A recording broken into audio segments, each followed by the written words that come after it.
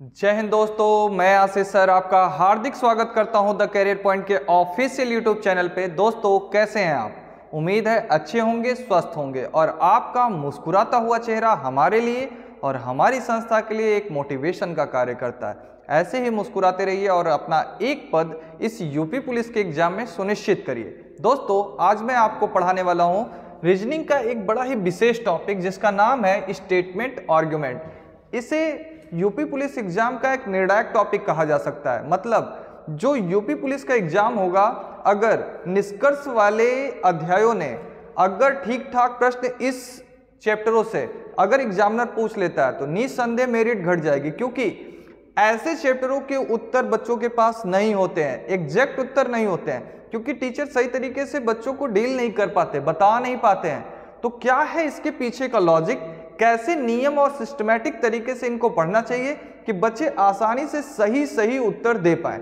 आइए देखते हैं है क्या ये स्टेटमेंट आर्गुमेंट। कहने का मतलब है कथन तर्क। कथन तर्क जो होता है ये होता है एक वास्तविक निर्णय। वास्तविक निर्णय कहने का मतलब है, वास्तविक निर्णय का मतलब है कि जो बातें रियल होंगी उन्हें ही माना जाएगा, अनरियल बातों को नहीं माना जाएगा। जैसे भारत देश की 80% जनसंख्या ग्रामीण है, तो ये बात नहीं मानी जाएगी, क्योंकि आप जितना मन की उतना नहीं बोल सकते। ग्रामीण है तो इसका क्या मतलब 100% ग्रामीण घोषित कर देंगे?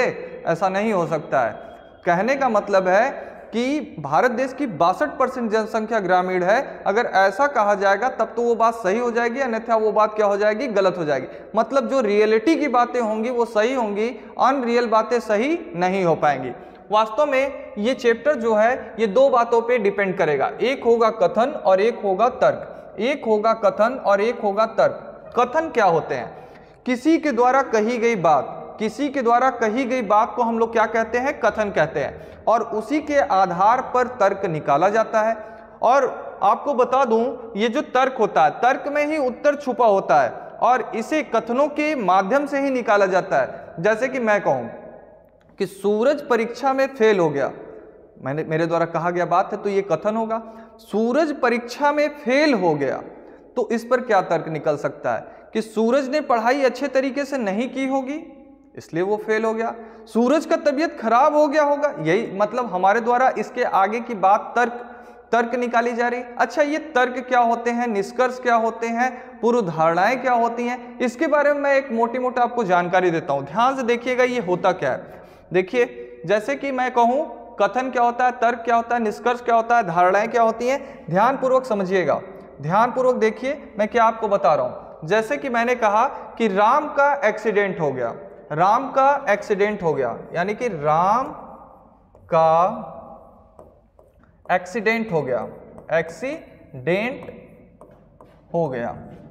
एक कथन है, किसी ने कहा है भाई कि राम का एक्सीडेंट हो गया, हमको पता चला ये बात, तो राम का एक्सीडेंट हो गया अगर ये एक बात है तो इस पर, तो राम का एक्सीडेंट हो गया, इसके पीछे का कारण क्या रहा होगा? इसके पीछे का कारण रहा होगा कि राम गाड़ी तेज चला रहा होगा। इसके पीछे की वजह क्या रही होगी कि राम गाड़ी तेज चला रहा होगा, राम मोबाइल से बात कर रहा होगा, राम नशे में रहा होगा, राम का गाड़ी का ब्रेक फेल हो गया होगा। मतलब इसकी घटना के घटित होने के पीछे के जितने भी कारण होंगे, घटना के घटित होने के पीछे का कारण, घटना के घटित होने के पीछे का कारण जो होता है, जितने भी होते हैं वो क्या होती है? पूर्व धारणाएं होती है। किसी भी घटना के घटित होने के पीछे का कारण जो होता है पूर्व धारणाएं होती है। घटना के घटित होने के बाद जो प्रोसेस होता है, आपको ये बात समझ में आई ना? धारणाएं क्या होती हैं? पूर्व धारणाएं होती हैं कि घटना के घटित होने के पीछे का वजह क्या था। मतलब कि राम का एक्सीडेंट हो गया तो राम गाड़ी तेज चला रहा होगा, राम नशे में रहा होगा, राम मोबाइल से बात कर रहा होगा, राम का ब्रेक फेल हो गया होगा। मतलब एक कथन पे 1000 पूर्व धारणाएं सही हो सकती हैं। मतलब एक कथन पे बहुत सारी पूर्व धारणाएं हो भी सकती हैं। तो घटना के घटित होने के पीछे का जो कारण होता है उसे क्या कहते हैं? पूर्व धारणा। घटना के घटित होने के आगे क्या? राम का एक्सीडेंट हो गया तो राम को चोट लगी होगी, हाँ राम को चोट लगी होगी, हाँ राम तो हेलमेट लगाता है, राम को सर में चोट नहीं लगी होगी। मतलब हम उस पे हाँ ना के साथ जो अनुमान लगाते हैं घटना के घटित होने के बाद उसे कहते हैं तर्क। लेकिन अगर मैं रिजल्ट सुना दूं, राम का एक्सीडेंट हो गया, राम को चोट लगी होगी, तो एक्सीडेंट होने से सदैव क्या लगते हैं? चोट लगते हैं। तो कहने का मतलब है कि जब मैं रिजल्ट सुना दूंगा तो वो घटना के घटित होने के बाद का कारण होगा। कहने के मतलब कि घटना घटित हुआ है, उसके बाद का जो रिजल्ट आया है उसे हम लोग क्या कहते हैं, निष्कर्ष। लेकिन कार्रवाई क्या होता है, कार्रवाई और निष्कर्ष एक ही होते हैं। जब निष्कर्ष को थोड़ा बढ़ा चढ़ा के बोल दिया जाता है तो वो बन जाती है कार्रवाई। कि राम का एक्सीडेंट हो गया, अच्छा राम का एक्सीडेंट हो गया तो राम को चोट लगी होगी, राम को लोग ट्रीटमेंट कराने के लिए हॉस्पिटल लेके गए होंगे, तो ये देखिए सारी प्रक्रिया, राम का बैंडेज हो रहा होगा, राम दवाई खा रहा होगा, ये सारी बातें जो आ रही है घटना के घटित होने के बाद की है। तो एक बात ध्यान दीजिए कि घटना के घटित होने के पीछे की बात पूर्व धारणा कहलाएगी। घटना के घटित होने के बाद की बात जो अनुमान लगाएंगे हम तर्क में लगाएंगे, जब हम रिजल्ट सुनाएंगे तो निष्कर्ष, उस पे जो कार्रवाई करेंगे तो उसको कार्रवाई कहेंगे। तो क्या आपको ये बात समझ में आई कि किसी घटना के घटित होने के पीछे का कारण पूर्व धारणा, किसी घटना के घटित होने के बाद का जो अनुमान तर्क लगाया जाता है वो तर्क, रिजल्ट जो होता है निष्कर्ष, उस पर जो काम किया जाता है उसको क्या कहते हैं, कार्रवाई।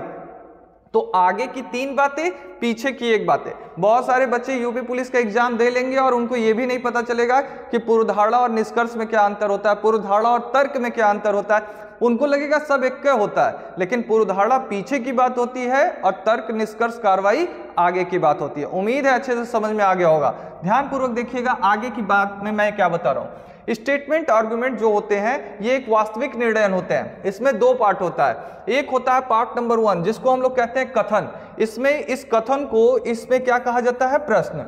कथन को प्रश्न माना जाता है और उस पर दिया जाता है क्या, दूसरा पार्ट में होता है तर्क। तर्क में क्या छुपा होता है, उत्तर।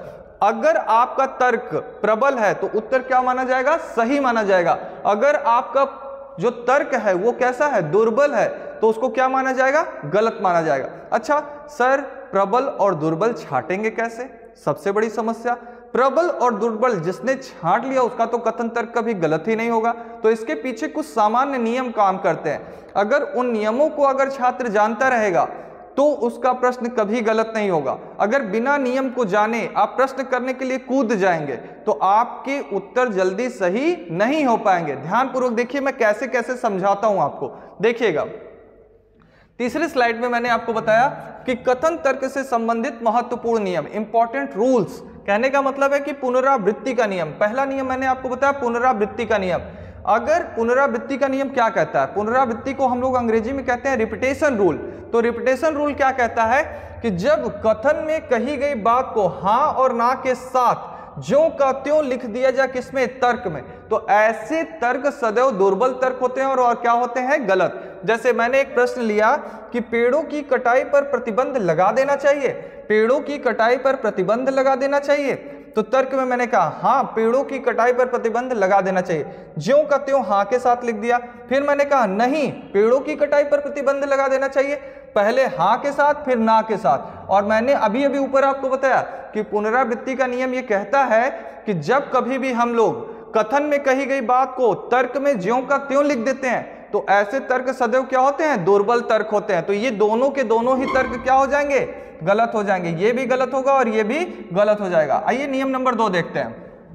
नियम नंबर 2 में कह रहे हैं हम कि जब किसी व्यक्ति का नाम तर्क में आ जाता है तो उस तर्क को हमेशा क्या माना जाता है, गलत माना जाता है। कहने का मतलब है व्यक्ति विशेष या वस्तुनिष्ठता से संबंधित तर्क। जैसे मैंने कहा कि हमें अहिंसा के मार्ग पर चलना चाहिए, एक प्रश्न मैंने लिया कि हमें अहिंसा के मार्ग पर चलना चाहिए, तो मैंने पहले इस पे तर्क लिया हाँ हमें अहिंसा के मार्ग पे चलना चाहिए।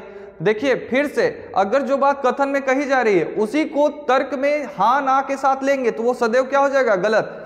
तो हाँ हमें अहिंसा के मार्ग पे चलना चाहिए हो जाएगा गलत। लेकिन सोच के तो लगेगा कि हाँ हमें अहिंसा के मार्ग पे चलना चाहिए, लेकिन आपको चैप्टर में रहना है, आपको वास्तविक दुनिया में नहीं जाना है। जो क्वेश्चन कर रहा है क्वेश्चन से जूझ करके आपको उत्तर देना है। फिर दूसरे में मैंने लिया गांधी जी अहिंसा के मार्ग पे चलते थे इसलिए हमको भी अहिंसा के मार्ग पे चलना चाहिए। एक व्यक्ति जो कर रहा है क्या वो पूरा दुनिया करेगी, ये जरूरी है? ऐसी बात भी क्या होगी, गलत होगी। तो याद रखिएगा आपको 2 नियम बता दिया मैंने, शुरुआती 2 नियम, बच गए अभी अभी 7 नियम। शुरुआती ये वीडियो मैं इसलिए डाल रहा हूं कि अगर आपको समझ में आ रहा होगा तो मैं आगे बनाऊंगा, नहीं तो मैं अपनी हिंदी की सीरीज को कंटिन्यू रखूंगा। अगर आप इस पर 100 से ज्यादा लाइक आ जाता है तो मैं इसको आगे कंटिन्यू करूंगा, नहीं तो मैं इसको इसी पे रोक दूंगा। मैं आगे हिंदी और विज्ञान और अभिरुचि के वीडियो बनाता जाऊंगा, ठीक है। ध्यानपूर्वक अगर आपको समझ में आया हो तो वीडियो को लाइक करिएगा, 100 से ज्यादा लाइक आ जाएगा तो मैं इसका पार्ट 2 डालूंगा, ठीक है, धन्यवाद।